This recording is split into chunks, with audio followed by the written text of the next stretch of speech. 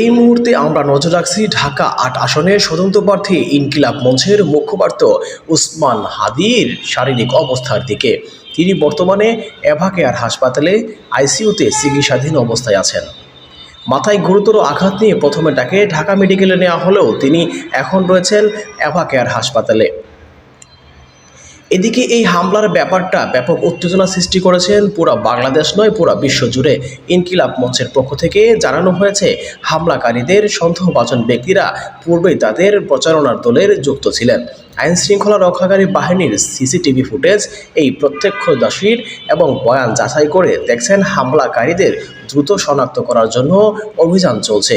Doctor ইউনূসের সেই নিন্দা জানিয়েছেন সেই হত্যাকারীদের সেই দলীয় রাজনীতির কেন্দ্রবিন্দুতে। এই নির্বাচনকে কেন্দ্র করে এক নজরবিহীন হামলা শুধু একজন প্রার্থীর উপর আঘাত নয়, এটি পুরো গণতান্ত্রিক প্রক্রিয়ার উপর এক চলমান আঘাত। দেশবাসী এখন তাকিয়ে আছে কবে এই হামলার পেছনে মূল কারণ উন্মোচন হবে। উসমান হাদী সুস্থ হয়ে জনগণের মাঝে ফিরবেন কি, এমন বক্তব্য করেন বাংলাদেশের অন্তর্বর্তীকালীন সরকারের প্রধান উপদেষ্টা ডক্টর মোহাম্মদ ইউনূস। তিনি আরও বলেন, আমরা আশা করছি তদন্তের মাধ্যমে দ্রুততম সময়ে হামলাকারীদের ধরা পড়া এবং এই ঘটনার পেছনে রহস্য উন্মোচন করা হবে।